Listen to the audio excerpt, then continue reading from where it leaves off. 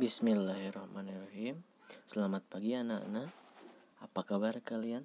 Semoga kita selalu berada di dalam lindungan Allah Subhanahu wa taala. Amin ya Allah ya rabbal alamin.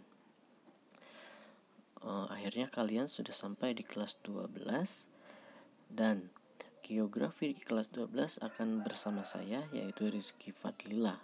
Semoga kalian masih ingat ya. Kita bertemu mungkin tahun kemarin atau 2 tahun kemarin ya. Oke, kelas 12 ini geografi akan membahas beberapa hal. Pertama ada wilayah dan tata ruang, kemudian nanti ada pemetaan dan sebagainya ya. Oke, kita langsung saja masuk ke bab 1, wilayah dan tata ruang. Oh ya, sebelumnya silahkan persiapkan dulu buku tulis geografi dan pulpennya, sehingga apa yang ditampilkan di video ini silahkan langsung ditulis di buku tulisnya ya masing-masing. Oke, yang pertama silakan ditulis bab 1, wilayah dan tata ruang. Gitu. Oke, di bab 1 ini kita akan membahas mengenai wilayah dan pewilayahan. Dari definisi wilayah itu apa bedanya dengan daerah dan kawasan. Kemudian ada klasifikasi wilayah, ada dinamika perkembangan wilayah, ada tahap perkembangan wilayah. Kemudian ada strategi pengembangan wilayah dan terakhir konsep wilayah perwilayahan. Begitu. Kita masuk ke nomor 1 dulu ya. Apa sih definisi dari wilayah? Oke. Definisi wilayah ya. Oke. Mungkin dari kita pernah mendengar apa itu wilayah, apa itu daerah dan kawasan. Misalkan apa sih bedanya? Begitu ya. Pernah kita mendengar misalkan kawasan kawasan pabrik, kemudian ada kawasan hutan, ada kawasan pertambangan. Kemudian apa bedanya dengan daerah? Mungkin kita pernah mendengar kata-kata kota Cimahi, misalkan Kabupaten Bandung Barat, Desa Selacau, dan kemudian apa sih itu wilayah? Ya, kita bahas sekarang di definisi wilayah. Oke, yang pertama ada yang namanya kawasan. Apa sih itu kawasan? Kita lihat pengertiannya dulu, bahwa kawasan adalah wilayah yang teritorialnya didasarkan pada pengertian dan batasan fungsional atau fungsi spesifik. Dalam artian bahwa kawasan ini adalah suatu wilayah atau teritorial berdasarkan fungsinya begitu. Kalau misalkan ada wilayah yang fungsinya banyak sekali tambang, maka bisa dikatakan kawasan itu adalah kawasan pertambangan. Begitupun misalkan di dalam suatu wilayah banyak pohon dan hutan, maka di sana adalah kawasan hutan berdasarkan fungsinya begitu.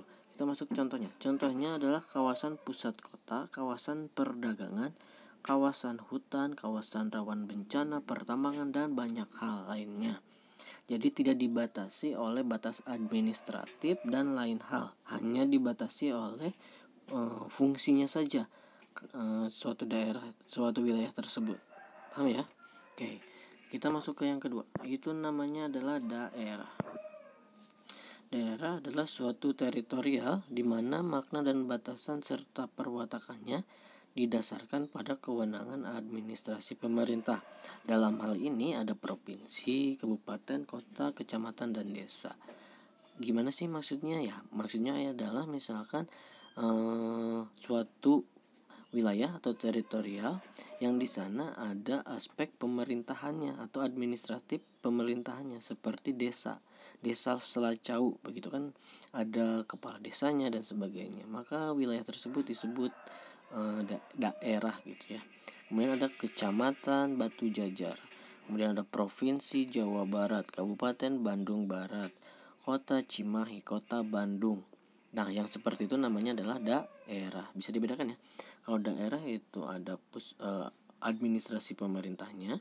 Kalau kawasan yang kawasan adalah berdasarkan fungsinya, fungsi wilayah tersebut untuk apa. Paham ya?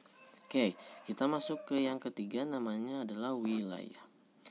Taylor mengatakan bahwa wilayah adalah suatu daerah tertentu di permukaan bumi yang dapat dibedakan dengan tetangganya atas dasar kenampakan karakteristik yang menyatu. Kalau wilayah itu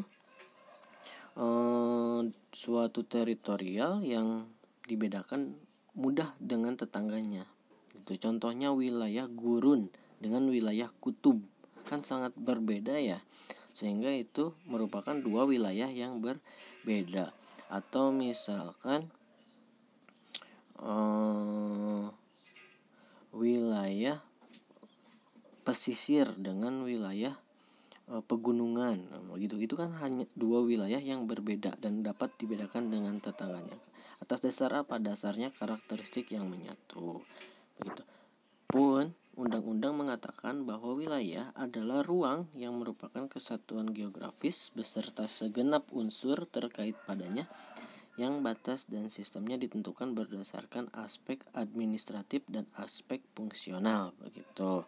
Kita lihat ya, kalau di dalam Undang-Undang Nomor 27 Tahun 2007 dan PP Nomor 26 Tahun 2008 mengatakan hal tersebut.